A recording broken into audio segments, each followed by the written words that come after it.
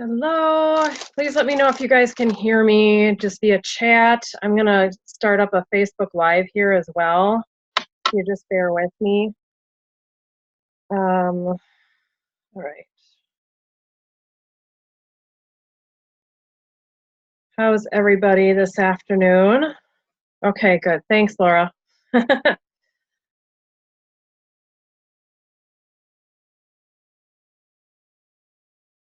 right.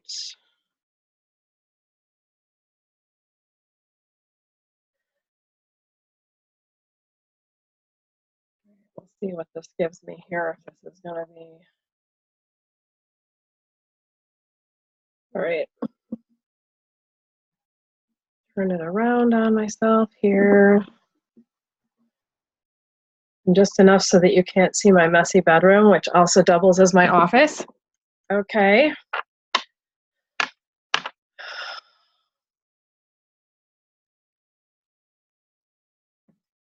Oh.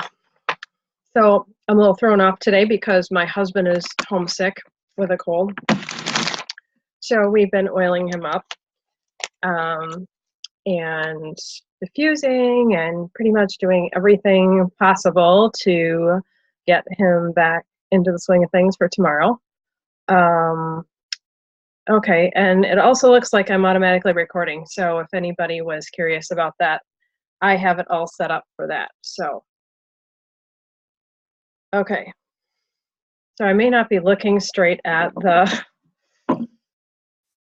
my Facebook Live. I can't like put it, if I can stagger these a little bit so that you can see me on both. In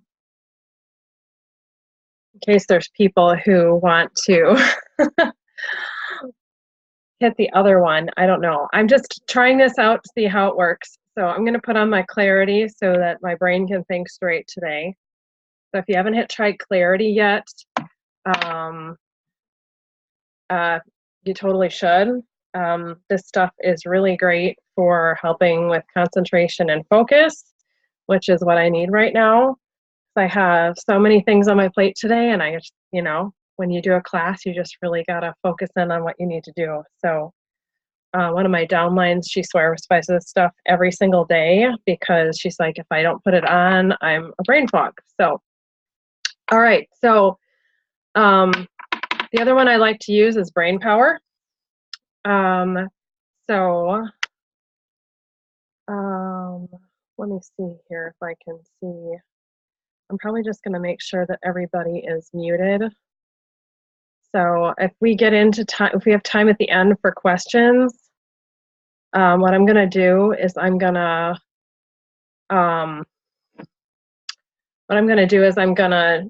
may have to stop, like, because I'm on a limited membership with my Zoom. So if I have to, what we'll do is we'll get right back on in the same link. This is my personal meeting link. So you can, if the meeting ends and I say we're going to do like an FAQ at the end, frequently asked questions, whatever, just go ahead and join back on that same link again, and we'll start up another meeting in the same place.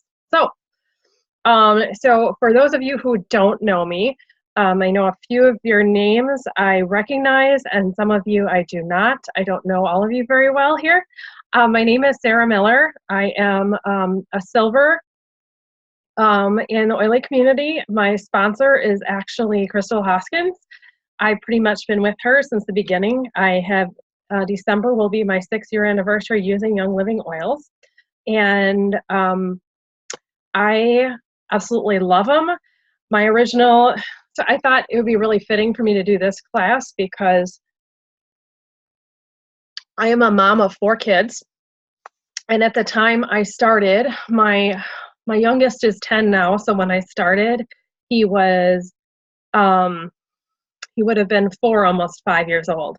And so at that point I was really concerned about using green cleaning, and mainly Crystal had loaned me a book called, what was it called? Clean House, Clean Planet. And I pretty much trashed the book. I should have bought her a new book. I was done when I give it back to her because I ended up buying a new one anyway. I should have kept hers and gave her the new one. But anyway, I had used that to make my own cleaners, mainly because I was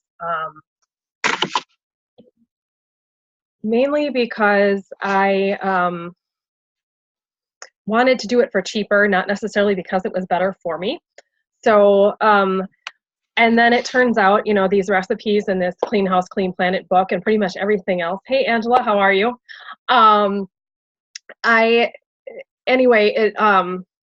The classes, I'm losing my train of thought. I need the brain power too, apparently. So basically they were telling us to use these essential oils in the recipes, and I was just using any old essential oil. And so she invited me to a class. She really wanted to do this Young Living class, and so we did. She had it at her house, and I know that Mary Salentine and me and Crystal were all there, and Gail Kapke taught it at the time, and it was a really long class, but we all were like super excited about these oils and yada, yada, yada. But for me, I had 4 little kids at home, 1 income. We couldn't afford to purchase the kit right away, and so I had to wait for like 7 months or so. It was December of that year, and this was in the spring she had the class. So, but I learned why the therapeutic grade and Young Living were so different from the store-bought varieties, and how, I mean, that was really just the beginning of my chemical-free journey. So really my chemical-free journey started with wanting to make my own cleaners, and then I got into the oils, and then I got back into chemical-free everything else after that. So everybody's journey is different, and that's kind of how mine rolled. And so I actually, Mary, my connection through Crystal also got me a housekeeping position. I met Mary through Crystal, and she got me hooked up with this position to clean someone's home a couple days a week, and I got to clean it however I wanted to, like with whatever cleaners I wanted. So I was able to use the Thieves household cleaner and make my own cleaners with that. And so it was really, really nice that I was able to not have to use chemicals when I clean their home. So I'm very blessed that way. I'm not doing that anymore, which is great for me because I can put more into Young Living. But and now I'm going to get into really what chemicals to avoid. Maybe just, I've got some notes here that Mary had written up a few years back when we did the chemical-free home initially. But I'm just going to throw out some chemicals that I have found really helpful to avoid. Now, mainly you guys I know that sometimes when you're starting off being chemical free, you don't know where to start. And I just encourage you guys, I was totally overwhelmed. I read this book Crystal gave me called The 7 Pillars of Health. And there was like a gazillion different things that I should be doing, you know, had to eat organic peanut butter, and I had to have shower filters, and we needed water filtration in our home, and need to clean with chemical-free cleaners. And I was just like overwhelmed. And she probably remembers this. And she just said, start small, do one thing at a time. You can't afford to do everything at once. And it's so true. Some people are like that, and they'll just go in with both feet. For me, financially, we just couldn't make that work. And so we started small. And so really my thing was just to make my own cleaners, and that's what I did. So vinegar and baking soda, and I'll kind of get into that a little bit later. But some of the big things that you want to avoid are sodium lauryl sulfate, which is a chemical used to degrease car engines. This car degreaser, this is found in common things like toothpastes, your shampoos, your soaps, your detergent, your skin products. It's in just about everything. And it can damage the liver and kidneys, teeth, endocrine system, hair loss. You can have hair loss from it, cataracts, ulcers. I mean, there's a whole laundry list of this. And if you go into, the Oily Community probably has these notes on here. It is called the Chemical Free Home, and you can find all this information right in there and just teach your own class right off of these notes. Mary did a fantastic job with this. So sodium lauryl sulfate's a big no-no. That was one of the first things that I stopped getting. I that was the first thing I looked for. Phthalates is another thing I look for that I really avoid. And phthalates are huge hormone disruptors. They're, if I'm not mistaken, they're preservatives, and it mimics estrogen in the body. So all these products that we have phthalates in, like lotions and shampoos and all these body care products, you want to avoid phthalates because that can totally mess with your hormones. And I mean, let's be real, how many people do you know? I mean, we all probably know at least one person, if not more than one, who's had issues with conceiving a child. And, it could be on his end, it could be on her end, but we don't know that. And we just, I think it's just better to avoid this. And here's another interesting fact that I found out from a friend whose mom had breast cancer, is that they tell you to avoid products with phthalates in it while you're going through breast cancer treatment. Now, why wouldn't they tell you to just avoid these altogether from there on out? So phthalates, evil. Don't want to have those in there either. And a lot of labels will even list it as such that they don't have phthalates in it anymore. Aluminum. Avoid aluminum. Aluminum has been linked to nerve damage, and it coats neurons. It's linked to Parkinson's and Alzheimer's disease. I have seen multiple people deal with Alzheimer's, and it's just incredibly sad to see them go through that. My grandmother, she had dementia and Parkinson's towards the end. It was not a great disease to watch her go through. My father-in-law has it now, so it's really not fun. And to see that deterioration of the nerves and whatnot. So, yeah, and Laura, and I'm talking about Val's mom too. So yeah, it's really scary to see that. So, so aluminum, you want to make sure you avoid that. That's found in deodorants, actually not even deodorants, it's antiperspirants. And that's really, I think that's the big ingredient that keeps you from perspiring. And you want to be able to perspire to expel those toxins from your body. And when you don't, it traps all that stuff in there. Propylene glycol, there's some mixed reviews on this. I know some people are like, yeah, this is okay. I think it depends. This chemical is actually used in antifreeze, and it's found in many household products such as deodorant, baby shampoos, and lotions. It's been known to cause kidney and liver issues, dermatitis, respiratory, and neuron issues. So talc, if you haven't heard about the big lawsuit that Johnson & Johnson had to settle with the talc that this woman had used the shower to shower deodorant product for years. I mean, since she was little, and she developed ovarian cancer, and it was very deadly. And so talc, particularly when you use it in more sensitive areas of the body as a deodorizing thing, it's in baby powder. And just please, if there's anything that you do, stop putting talc-based baby powder on your babies, particularly little girls, because I'd hate to see that. And I didn't know that either, so I was using it a little bit on my daughter, but you only know it when you know better, you do better. And so as soon as you stop using it. So I talked about that with the talc and the lawsuit. Formaldehyde is in a lot of the air fresheners out there.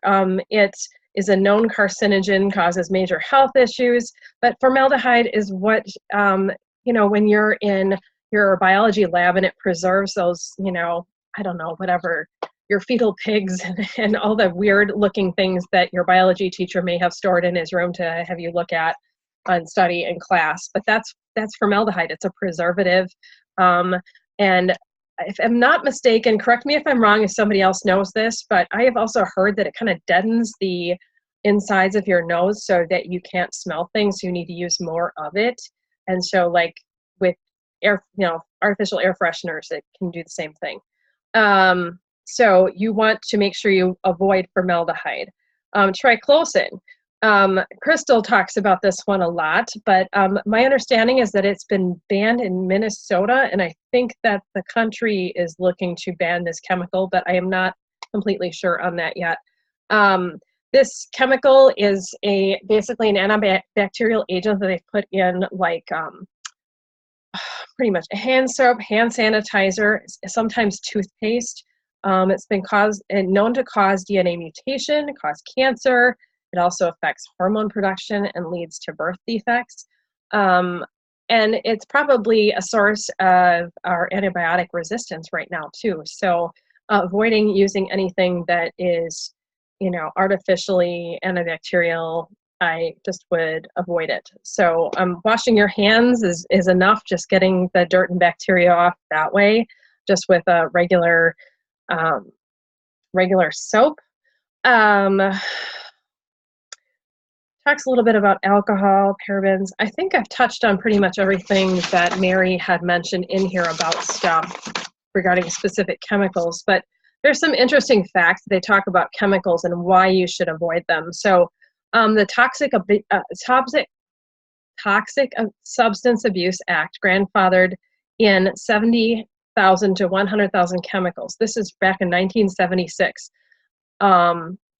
And they're still used in mainstream products today. And at that time, there was little or no research or information on the possible long-term effects of any of these. Only 200 were studied. So if you saw my graphic I posted on there, it talks about, 200 were studied, how many thousands of products you can actually, I forget what it is. If I can't minimize it. I can't look at it right now. But if anybody can go back in and look at that, you'll be able to see that, it talks about like the regulations on chemicals in the US. And comparatively to the EU, we have like very few products that are actually banned. It's like double digits. It's very few. Chemicals have been tested only, chemicals that have been tested only require a toxin label if more than 50% of lab rats die during studies. So if 49% or even 40% of them died, they don't have to tell you that it's harmful. That's terrible. So what about tumors, cancer, blindness, loss of hearing, sterilization, and other side effects? The chemical companies are very protected by, the TSCA trade laws that EPA couldn't even ban asbestos, which kills thousands of Americans yearly. So that's really bad. Toxic Substance Abuse Act is what that meant. Sorry, I was just totally. Now, there's a lot of evidence that these chemicals are directly linked to devastating diseases, horrible health issues, and we can't ignore it. I mean, I'm sure everybody that is on this class right now can probably say that they know at least one person in their life that has been affected by cancer or some other terminal illness, or even an autoimmune issue autoimmune disease of some sort. And I truly believe that all this stuff is chemical related, overexposure to chemicals and whatnot. I mean, I personally was affected, my family was affected by cancer when I was only 16. My sister went through bone cancer, and bone cancer is the particular type that she had was osteosarcoma, and that's very closely related to fluoride consumption and fluoride levels in water. And so it's so scary. You don't want, it's very actually, I was reading something about this where it was related to fluoride levels in the soil too, even. So when plants would grow, it would have fluoride in there. And so like places in India that have really naturally high fluoride levels, there's a higher rate of bone deformities found there. And that's really what osteosarcoma is. So another good reason to avoid fluoride. Not only that, but fluoride and chlorine together both are terrible for your endocrine system, specifically your thyroid, because your thyroid uses iodine. So iodine molecules make up your thyroid hormones. So don't mess with that stuff either. Drinking filtered water is super important. Like I was telling you, that was one of the first things that we wanted to do. So some not so fun facts. I'm just going to throw these out there. 84,000 industrial chemicals are used in household items. on how many, I mean, we just said that how many, only 200 were studied. So there's only a fraction of those that they even know what effects they have on the human body. So yeah, she said 200 industrial chemicals that have been tested by the FDA, 5 industrial chemicals that are actually regulated by the FDA, and 11 harmful cosmetic ingredients are banned in the US. That's it, 11 out of 84,000. That's awful. 1,400 harmful cosmetic ingredients are banned in the EU. So I was just talking about this before. 232 toxic chemicals found in umbilical cord blood from US newborns in 1978. So that is like, I was born in 76. So consider that I probably had like that many toxic chemicals. And then the last time that the federal chemical safety law was updated was back then as well. $190 million is spent by the chemical industry to lobby Congress over 3 years to keep this stuff hidden from us. Chemicals enter the body through ingestion, skin contact, and inhalation. So, you know, when they tell you to crack a window when you're cleaning your bathroom, that's exactly why, because you're going to be inhaling those chemicals. And I even knew a gal one time I worked with at a temp job, and she came in and she's like, I felt lightheaded and I had to stay home because I was cleaning my bathroom and I didn't open my window. Ever since then, I never didn't leave my window open or have a fan on when I was cleaning until I started using chemical-free stuff, of course. It takes less than a minute for most chemicals to enter the bloodstream after skin contact. So consider this. What are you mopping your floor with? And do you have animals? Do you walk around barefoot in your house? Do your kiddos walk around barefoot in your house? It just said that it takes less than a minute for those chemicals to enter the bloodstream. So you should be cleaning your floor with chemical-free cleaners for sure, because you don't want the little ones, your animals, even you to be absorbing those chemicals in your body that quickly. It's crazy, ridiculous. So we absorb up to 60% of what we put on our skin. Children absorb 40 to 50% more. So if you have little ones in your house, this is even more critical that you are cleaning with chemical-free products in your home. Some chemicals are more toxic when combined with other ones. So when I worked for a cosmetics company, I did network marketing for like 10 years, and they told us not to mix brands. And there's a particular reason why, because this company hadn't committed to the Safe Cosmetics Compact. And so they didn't, if you mixed, you don't know what chemicals are going to be in another brand, but they know definitely what chemicals are in their own brand. So you obviously don't want to mix those up because you could have a skin reaction. And that's, I mean, I can't tell you, there were numerous times where I heard people have that same stuff, and they didn't want us to break up the skincare set that we sold because you could have an adverse reaction to someone else. So yeah, it's pretty nuts. Even tiny doses can be very potent. So, for example, the NuvaRing uses 0.035 parts per billion to prevent conception. I mean, that's pretty crazy.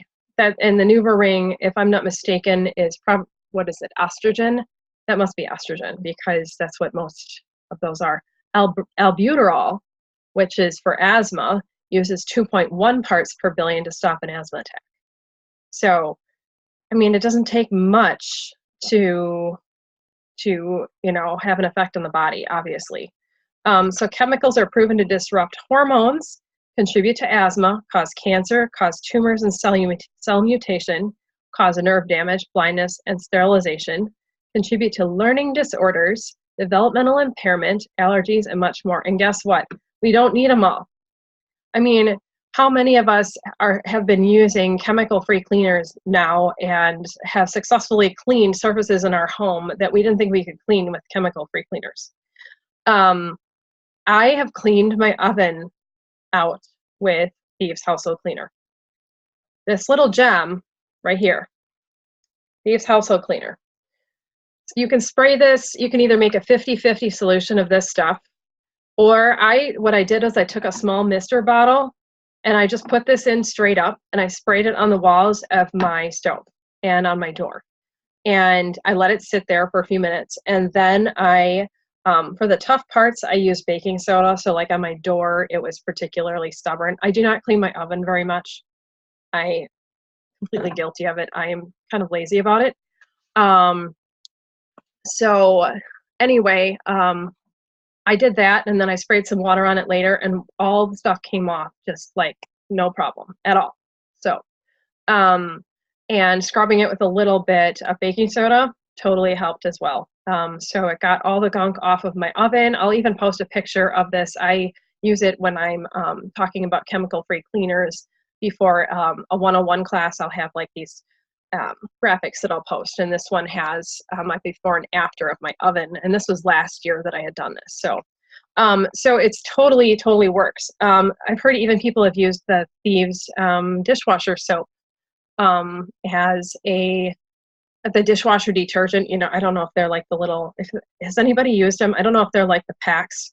They're like a compressed tablet or something. I don't know if that's what it is or if it's a powder, I forget. But they said to use that as to clean, because it has enzymes in it, it helps to clean off the stove a little bit easier. You can also use that as a toilet bowl cleaner. So I'm going to go over a few simple recipes because Mary actually talked about this. She gave some different recipes in here, some different things that you can purchase to clean your home without chemicals. So I mentioned the Thieves Household Cleaner. I have these really pretty bottles. Thank you, Tina Krupinski, for making these amazing labels on here, and to Emily Newell for hooking me up with these awesome 16-ounce glass bottles because they are so pretty. You can use Thieves Household Cleaner in a lot of different recipes. I've made a furniture polish out of it, and I'll show you the books that I use so that you can get these recipes too. But Thieves Household Cleaner and Thieves Hand Soap are big necessities. So start putting that on your Essential Rewards order each month, or as you need it for refills. There's a big Thieves Hand Soap refill that you can get, and it refills like I think 4 times. The bottle's 4 different times. I believe it's a quart-sized bottle. Just using essential oils to freshen your house. She mentions lemon purification, Thieves, peppermint, citrus fresh, rosemary, orange, tea tree, and any other essential oil you love. I remember Mary being really drawn to the pine scent as well. So she had that oil that she used in her homemade cleaners. Fresh lemons or lemon juice. This is fantastic to get grease off of things. Lemon juice is used in a lot of furniture polishes. You can look up recipes just for natural furniture polishes. And I think the one I used for the longest time had lemon juice, lemon oil, and olive oil. And I think it might have had vinegar in it too. Vinegar may have emulsified like the fat in it a little bit, but it worked really well. I even cleaned my leather sofa and love seat with it too. So white vinegar, hydrogen peroxide, and citric acid. All these you can find at Walmart. White vinegar, you can clean your floor with white vinegar. If you can't afford the Thieves Household Cleaner yet, make a floor cleaner with vinegar. I've heard like use an 8-to-1 ratio of water to vinegar when you're cleaning your floors. You can add oils to it to make it smell better if you don't like the smell of it. Baking soda or borax. Some people make their own laundry soap. I opted to stop doing that just because of that. It just didn't wash out very effectively. Castile soap, that's what I based a lot of my cleaners in originally, was Castile soap. You can also make your own hand soap with a tablespoon or 2 of Castile soap.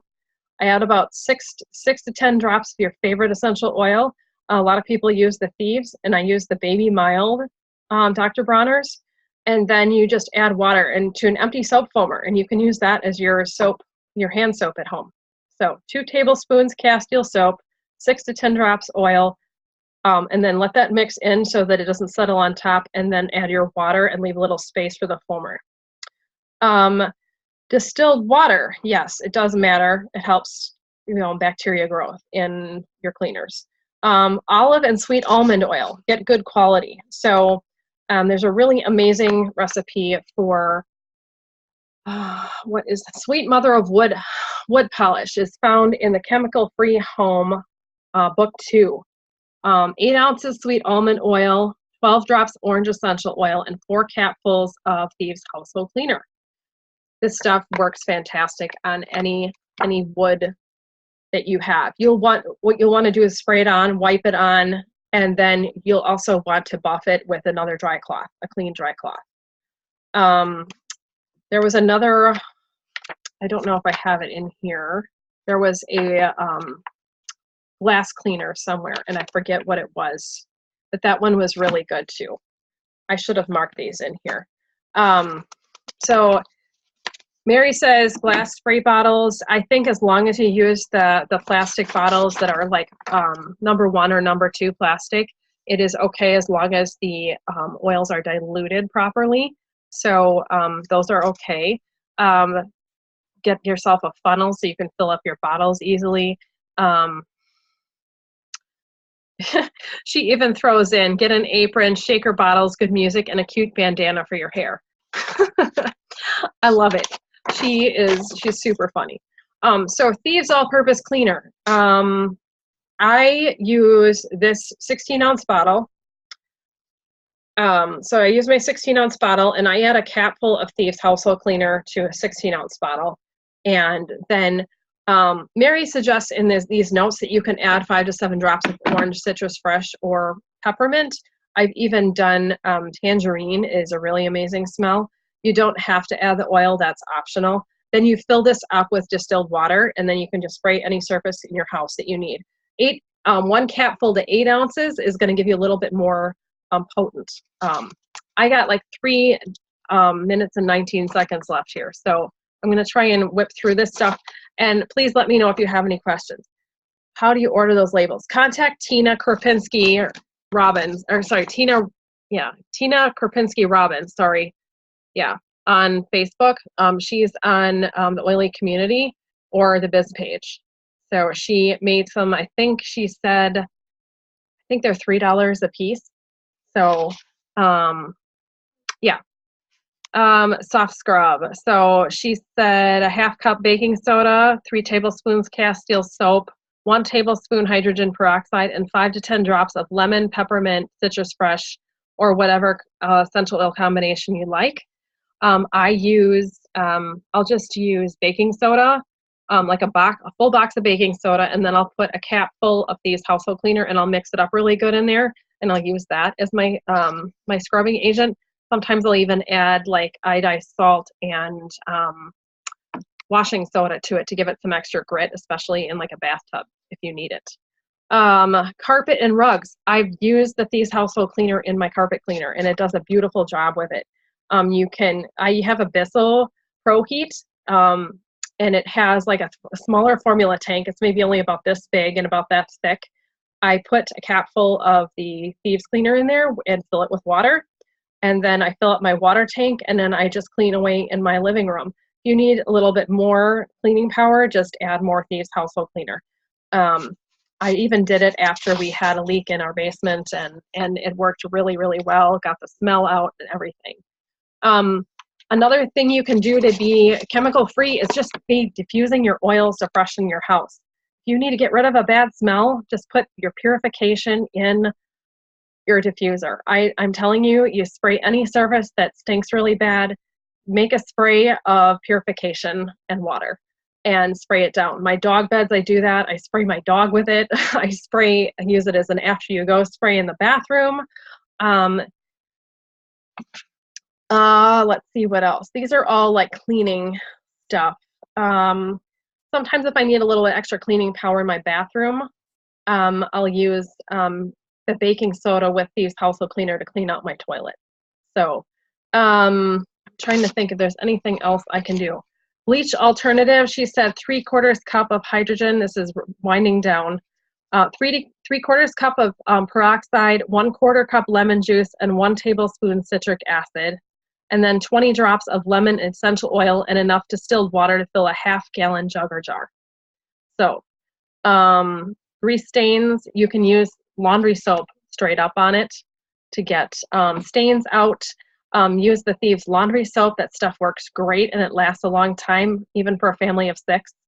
I don't know. Is there any other questions? If we need a Q&A, I can totally go and do a Q&A. Let me know.